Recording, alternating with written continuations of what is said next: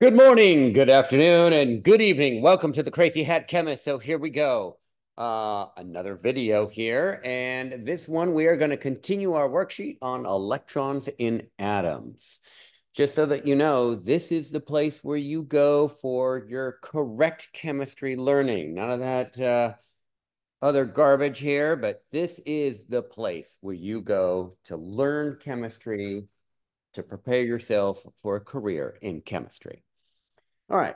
So before you watch this video, you're going to make sure that you watch my Electrons in Atoms collection on YouTube. That is the lecture for this unit. You are going to also make sure that you watch the video on me describing the quantum numbers and the periodic table. Quantum numbers and the periodic table. And here this is right here. I've discussed the quantum numbers and I've labeled them on the periodic table. So this is actually critical for your understanding before you move into this. Then you're going to watch the first video, and that's in electrons and atoms. And I have done these first 10 problems that you see before you right here. Okay. And now what we need to do is we need to tackle the next set of problems that is very similar, but opposite of which we have done right here. So let me zoom on out here just a little bit. Sorry for all the zooming in, zooming out, and changes of paper here. Apologize for that. But here we go. What we did last time, just so that you're aware, we have a set of 4 quantum numbers here, and we need to figure out what element this is associated with if this is the set of 4 quantum numbers for the last electron. Okay. Now what we're going to do is we're going to slide this on up, and we're going to do exactly the opposite. So problem number 7, we're going to take the element here of titanium, and what we're going to do is we are going to derive the set of 4 quantum numbers for the last electron for that particular element. We're also going to write out the number of valence electrons and the number of core electrons associated with that element as well. All right, so let's get started. Here we go. So I'm going to slide this on up so that we get the picture of all these problems here on this worksheet so that you are fully aware of where we are at. Okay. So again, remember, this is the place where you get all your correct chemistry learning so that you can be a successful chemist. That's why I'm here, is to help you become a successful chemist. All right, so here we go. What we're going to do is we are going to find Z. Now, remember, you should know that standard nuclear notation, and I'll write that right down here. That's A, X, and Z. And so the standard nuclear notation, the A is the mass, the X is the symbol of that element, the 1 or 2 letter designation, and the Z is the number of protons, which is actually called the atomic number, okay? The atomic number, which is the number of protons. So that's Z. So that's why there's a Z right there. That's 22. So that allows me to go to that element right off, straight off the bat. There it is, element number 22, which is Z, which corresponds to Ti, which is, of course, titanium. It's not Treasure Island like some might think. All right. So what we need to do is we need to acquire the set of 4 quantum numbers for element number 22, which is titanium. So on the far left-hand side in red are the principal quantum numbers of 1, 2, 3, 4, 5, 6, 7.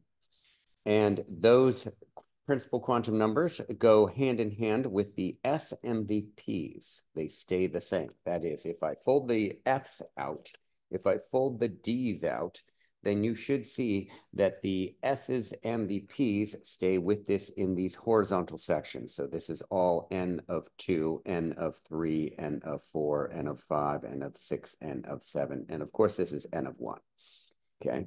But what happens to the D's is that they are 1 less than the period.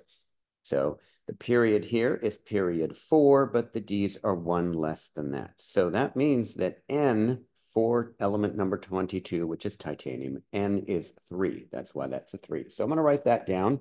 N is 3. All right, fantastic. Right now, I hopefully had you write this on your periodic table, or maybe you didn't. I don't really know, but the L values are right here, and they correspond to orbital types. Okay. Now, this titanium, element number 22, is in the D block. So there's the D, it's in the D block, and the L value for a D is a 2. So L of 2 for a D. So that means that L is equal to 2. Perfect. All right. All right. Then M sub L. M sub L is our next one. Okay. The M sub L values are the blue numbers right here at the top. Remember, what you're going to do is you're going to divide your section of your orbitals into half. And that's what I've done here. There are a total of 10 for each of these horizontal sections.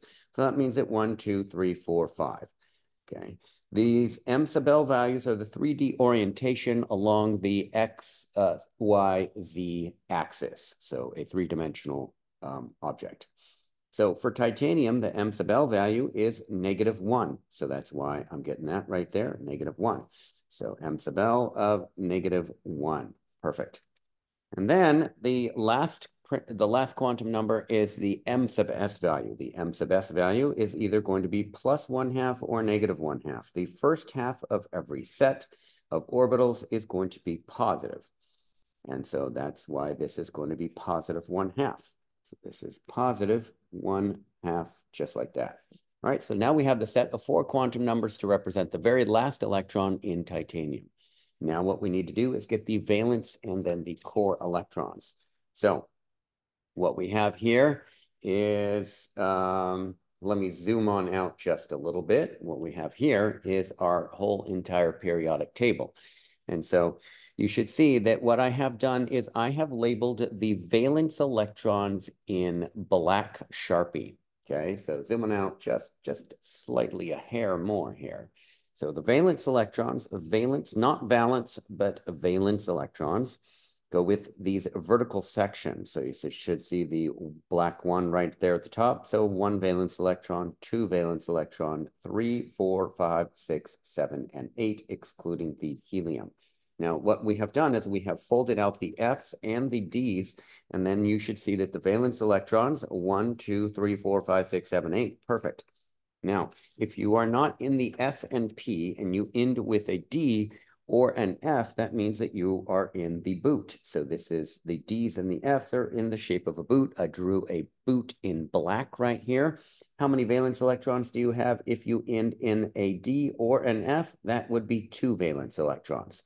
So how many valence electrons does titanium have since it ends in a D? That would, of course, be 2 valence electrons. So we're going to write that down, 2 valence electrons for titanium. Perfect. Now, what we're going to do is we are going to get the number of core electrons. So here's a little bit of mathematical equation here. Let's zoom back in again so that we can see just what we are working on here today. Okay. All right, so the total number of electrons, electrons, is equal to the valence plus the core. Well, how many valence electrons do we have? We have 2 valence electrons, okay? And core, I'm going to call that X because that's what I'm solving for. And how many total electrons we have? Z of 22, so that's 22, right? So that's the total number of electrons. So what we have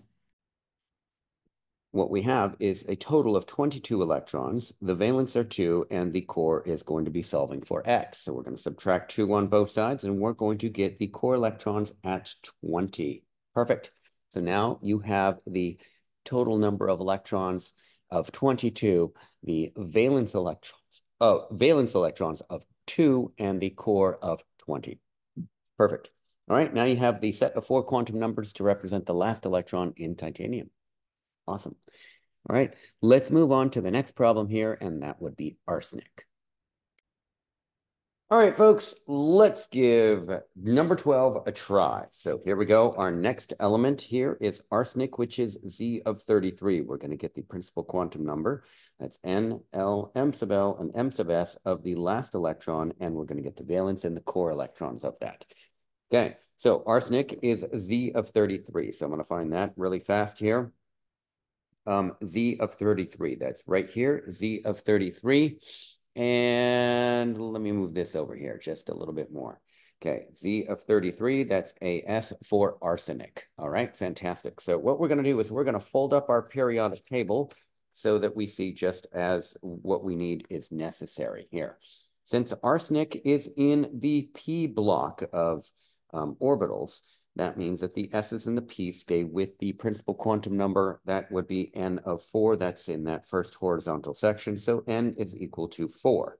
Okay, fantastic. So this is N of 4. I'll write this in a different color here, N of 4. L is the type of orbital in which it is in. Okay, and so we would go back to this little table that we have drawn out before. The L value for the type of orbital of which it is in is a P, so we're going to intersect these two here. L is going to be 1 then. All right, fantastic. So L is equal to 1 because it's a P-type orbital.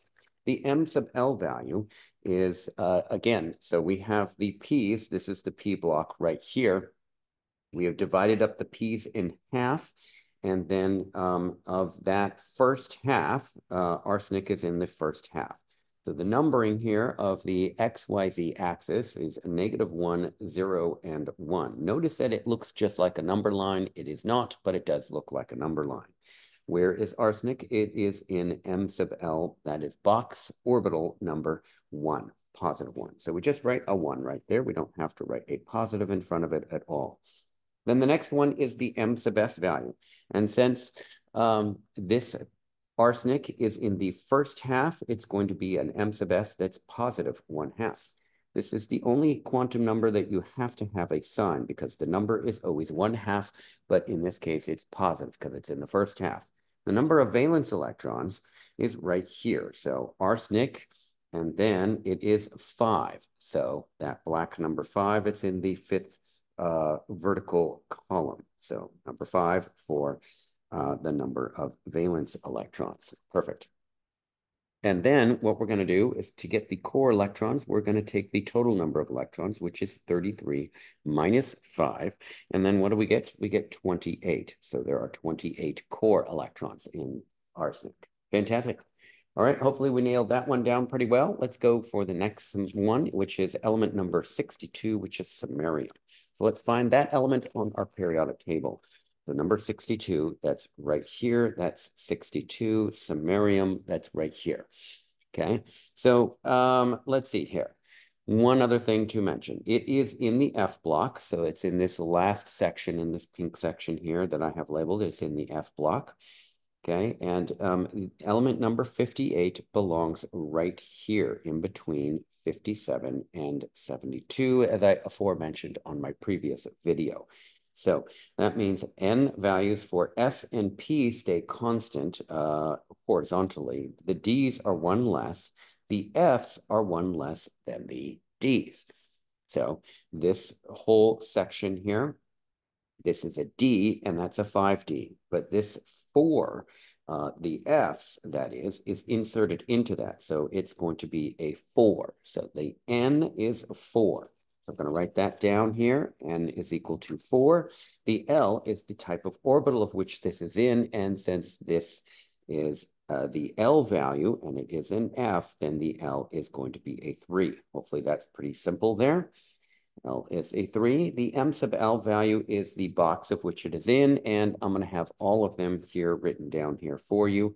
Here is my dividing line for half.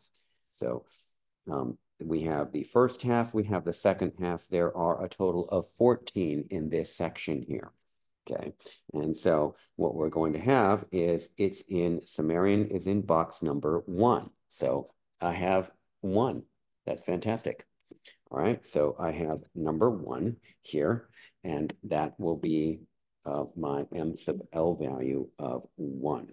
All right, and then samarium is also in the first half. So since it's in the first half, then the M sub S value is positive 1/2. So that is going to be positive 1/2 there, just like that. Perfect. I think that's looking pretty good so far. Then what we have is the valence and the core. And recall the boot. And so the boot, samarium just happens to be in the boot, so it has 2 valence electrons. So 2 valence electrons. The total number of electrons is 62. So we're going to take 62 minus the 2 of the valence, and we're going to have 60 core, just like that. Fantastic. All right, let's move on to the next one, which is zirconium. That's element number 40. So zirconium number 40, I'm going to find that here on my periodic table. It is right here. There's zirconium number 40. So it's in the D block. And since it's in a D block, it's 1 less than the period associated with the S's and the P's. So the period is period 5. It's 1 less than that. So it's an N of 4. N of 4. Look at that. I put the N of N here for samarium. I apologize for that. And that should be a 4. So let's change that to an N of 4. I actually said that, but I didn't write that down. Pretty funny. Okay. Glad that we corrected myself there. Apologize for that. So zirconium as N of 4. And zirconium is in a D-type orbital. So I'm going to look over here at my table here, an L value and a D. I'm going to intersect those two, and the D is going to be an L of 2. So this is an L of 2. M sub L value for element number 40, which is zirconium. And I have labeled these in blue right up above here for the M sub L values, and it would be -1. So this is going to be -1. Fantastic. And then zirconium just happens to be in the first half. So the M sub S value for that would be +1/2. So that's going to be +1/2. Don't worry, we will get some -1/2s here eventually. Zirconium is in the boot, and that is it ends in a D or an F. Zirconium ends in a D or an F, so it has 2 valence electrons, so that would be 2. The total number of electrons is 40, so it will have 38 core electrons. All right, fantastic. Let's move on to the next one, which is iodine. Iodine, which is element number 53. So I'm going to find 53 here on my periodic table. That is right here, 53.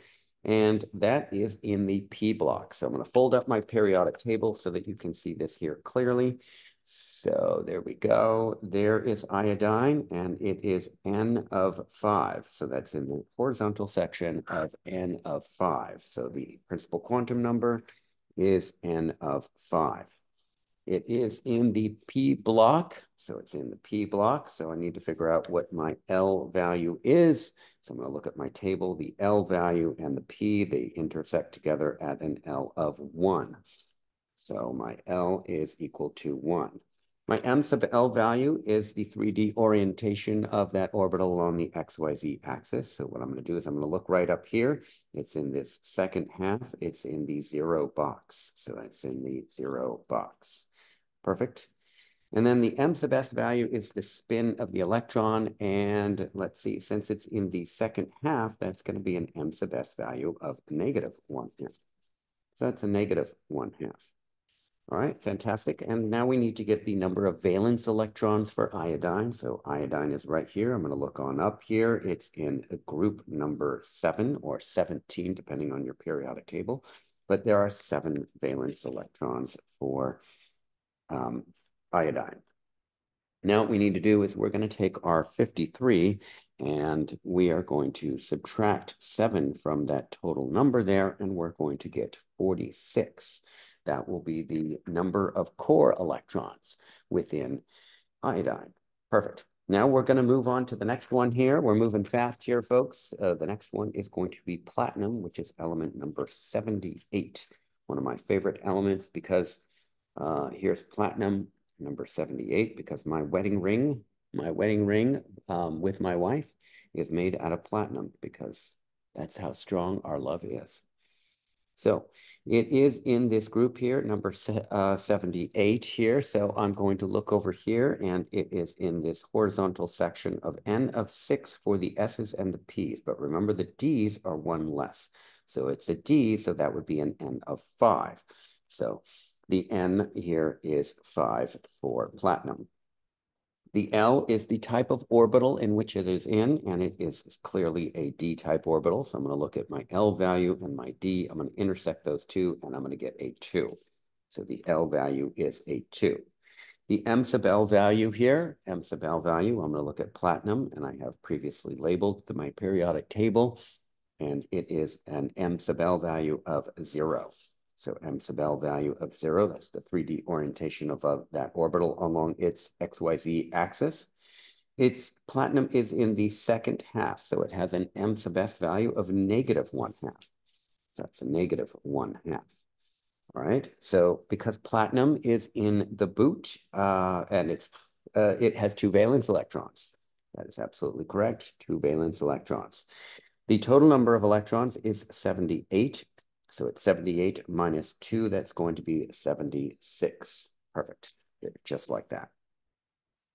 And then our next one here is nobelium, and that's a Z of 102. So I'm going to find 102 on my periodic table, and that is going to be right here, nobelium 102. So first of all, it is in the F block, and it is in this last horizontal section on our periodic table. It's in the axonide series. It's an intertransition element. Okay, look at number 90 right here, and where does that go? That goes right here in between 89 and 104, this whole entire row here. So remember, it's period 7 for the S's and P's, 1 less for the D's, so that would be an N of 6, and then 1 less for the F's, so that's why it's an N of 5. Okay, so this is going to be an N of 5. Okay, then the L value is the type of orbital in which it is in. Nobelium is clearly an F, so I'm going to go to my table here. F-type orbitals have an L value of 3. That's right, 3. The M sub L value is the type of box in which it is in, the 3D orientation, if you will, and I have those labeled here right above, and that is an M sub L value of 2. So nobelium, M sub L value of 2. So this is going to be 2. Then nobelium, I have this as the blue dividing line here with the first half of +1/2 and the second half of -1/2 spin. So this is going to be a -1/2 spin of that electron. Since nobelium is in the boot, right? Nobelium is clearly in the boot. How many valence electrons? That would be 2. All right, so valence electrons would be 2. And I'm going to subtract the valence from the total. That would be 100 core electrons. Perfect. All right. Next one is rutherfordium, and that's a Z of 104. So that is this element right here, 104, rutherfordium. That's after a famous scientist dealing with atomic structure. Okay, and so this is in the D block. The D's are 1 less than the period, so it's period 7, but it's a 6D, right? So it's a 6, so the N value is a 6. The type of orbital in which it is in is a D, so 104, element 104 is in a D, so I am going to look at my table. It's in a D, the L value is a 2. Perfect. Okay, the M sub L value is the 3D orientation of that orbital, and we're going to look on up here, and that is a -1. Perfect. It's a -1, just like that. And then the M sub S value, it's in the first half. Remember, I've divided this into half. There are a total of 10, and it's in the first half, so it's a +1/2 for the M sub S. So +1/2 for the M sub S value. The number of valence electrons is, well, rutherfordium, that is element 104, is in the boot. So how many valence electrons? 2. Perfect. 2 valence electrons. And I'm going to take the total number of electrons, that's 104, minus that 2, and I'm going to get 102 for my core electrons. All right. Fantastic. I think you're doing very well. Hang on. I'm hoping that this makes sense. If this is a little bit unclear, then you really need to actually rewatch the video of which I have done on labeling the periodic table with the quantum numbers. And that's why I keep on using the same one here, because it's the same one that I used for my previous video. So you need to absolutely make sure that you understand where these quantum numbers are coming from, how you label the periodic table. And someday, hopefully, you'll really, truly understand these quantum numbers. The periodic table is a thing of beauty. Why is it so beautiful? Because the periodic table is organized according to quantum numbers, right? So I'm assuming that you organize your kitchen utensils in little slots. So all the spoons, forks, and knives are in different slots, as well as the big forks and little forks are separated, and big spoons and little spoons are separated. That's what the periodic table is like. It's a beautiful thing of highly organized fashion, and that's why the elements are arranged where they are. All right, so I'm going to peel this periodic table away, and we are going to flip this worksheet over and do the back side of it. We have many more problems of which to do. So I'm going to flip this over, and we are going to do some of the back side of this worksheet. So let's see if we can continue on. So I'm going to zoom in on here a bit, since this is a little bit small. And here we go. So we are going to do these set of 4 problems right here to begin with. And these 4 problems here are of determining the quantum number for the circled electron. So we don't know what element this is necessarily. That's really doesn't really matter at this moment in time. But what we are going to do is we are going to figure out the set of quantum numbers for the circled electron. And I'm going to highlight this just so that you make sure, or I make sure that you know which electron is actually circled. This one is circled right there. So it's that electron that is circled. So we're going to get the set of 4 quantum numbers to represent that particular electron. So here we go. So the n value is a 3, and there is the 3 that I'm using, okay? The L value is associated with this type of orbital, and that type of orbital is a p-type orbital. And so if you recall, this is coming from this table here. It's a p-type orbital. The L value is a 1. So this is a 1 there, just like that. Now what we're going to do is we're going to label our boxes like a number line. That's a 0, that's a 1, that's a -1. And which box is it in? It is in -1 box. So that means it's -1 box, just like that. All right. Then the next one is that this arrow is facing down. Okay. So by the way, the m sub s value is always 1/2. What you have to do on this one is put a sign in front of it. It's either going to be positive or negative. And I look at it this way. That arrow is down. That is going to hell. And so that, to me, is negative. If that arrow were up, that would be going to heaven, and that would be positive, okay? All right, let's see if we can tackle on that next one. I've used some colors here to associate where I'm acquiring those numbers from on each single step. So hopefully that worked out for you. Let's do the next one here. I'm going to highlight that circled electron again because I am focusing on just this electron. I'm not getting the last electron this time. I'm getting the first electron. Okay, so we've got that electron highlighted, and let's carry on. So the n value is right here, and that is a 3. The L value is the type of orbital in which it is in, and that's an S-type orbital. So we're going to go to our table and see if we can come up with that. So the S-type orbital has an L of 0. Okay, that's not so bad. L of 0. Now I'm going to label my boxes. There is only one box, so that would be a 0. That's a 0. The m sub s value is always 1/2. I do need to put a sign in front of it. This arrow is going up. That's going to heaven. And oh my gosh, that is most certainly positive. There we go. Let's do the next one here. The next one here is this circled electron right there. So what are we going to do? We are going to find the first the n value. That is going to be a 1. Okay.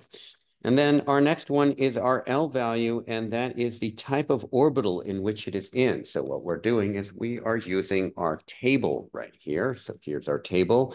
It's an L value of 0 because it's an S-type orbital. So it's an L of 0. Perfect. The next one, we're going to label the boxes. They're just as one box, like a number line, and there it is, 0. So the M sub L is a 0. Perfect. M sub S is always 1/2. Now I need to put a sign in front of it. Is that arrow going up? Yes, that is. So that is most certainly positive. That's going to heaven. I love that. That's where we all want to go. The next one here, I'm going to circle or highlight the circled electron, that is, and that is this one right here. And so here we go. Our N value is right here, and that is a 3.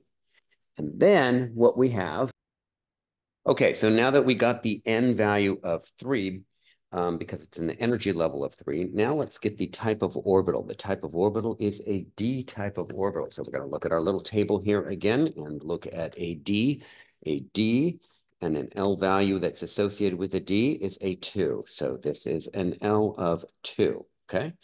Now what we've got is our next one is our M sub L value. So we're going to label this like a number line. So we got a 0, a 1, a 2, a -1, and a -2. And so which box is it in? It's in the 2 box. So again, it's the orientation along the XYZ axis. M sub S is a 1/2, and it's either positive or negative. Is that electron going up? That's going to heaven, so that is most certainly positive. Fantastic. I love it. All right, so hopefully those worked out really well for you. Just review that here real quickly. Look at the colors, and you most certainly need this little table here, right here. That's really critical to get that. And also, I've color-coded that, so hopefully it works out well for you. Little shameless advertisement for myself. I am the Crazy Hat Chemist, and this is where you go to get all your chemistry needs met. Most certainly, if you want to learn chemistry and not fiddle fart around with some other junky chemistry stuff that's not real chemistry, then, you know, this is the place to go if you want to actually learn real chemistry. All right, so what we need to do now is we're going to continue on, and we're going to go into the next set of this worksheet here. So here we go. I'm going to slide this worksheet on up, and here is what we're going to do next. So the next thing that we're going to do is we're going to do electron configurations and orbital box diagrams. So these specifically are going to be orbital box diagrams. That's what we're going to be doing next. So that will be in our next video, is our orbital box diagram. So you're going to have to hold on for that. So next video, orbital box diagrams. And remember, I am the Crazy Hat Chemist. So this is where all your crazy hat chemistry needs are met. All right, talk to you later. Bye for now.